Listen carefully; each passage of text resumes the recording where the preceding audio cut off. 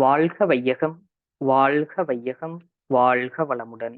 வேதாத்ரி மகரிஷி அவர்களின் நாள் ஒரு நச்சிந்தனை. நாள் ஜனவரி 8. தலைப்பு இயற்கையிலேயே தியாகிகள். நமது நாட்டின் பண்பாட்டின்படி பார்த்தால் பெண்கள் இயற்கையிலேயே தியாகிகள் என்று சொல்லலாம். ஏனென்றால் அவர்கள் கணவன் வீட்டுக்கு வரும்போதே தாய், தந்தை, பிறந்த வீட்டு சூழ்நிலை எல்லாவற்றையும் துறந்துவிட்டுத்தான் வருகிறார்கள். திருமண வாழ்க்கையை தொடங்குவதற்கு முன்பே துறந்து வரக்கூடிய ஒரு இயல்பு அவர்களுக்கு வந்துவிடுகிறது. அந்த அளவுக்கு துறந்த பிறகு இங்கே அன்பு நாடி வந்த பெண்ணுக்கு ஆதரவு கொடுக்க வேண்டியது அவசியம். சேர்ந்த இடத்திலே இந்த பெரிய உண்மையை உணர்ந்து கொள்ள வேண்டியது ஆண் மக்களுடைய கடமையாகும். சாதாரணமாக ஒரு மனைவி என்ற மதிப்பில் மாத்திரம் கொடுக்க வேண்டியது அன்று.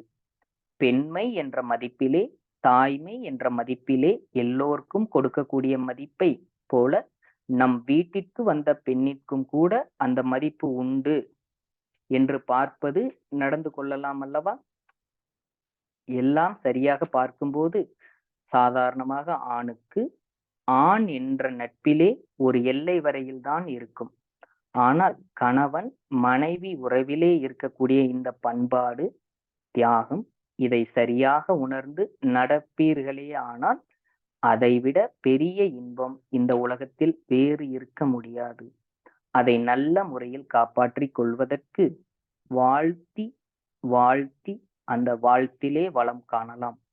அருட்தந்தை வாழ்க வளமுடன்.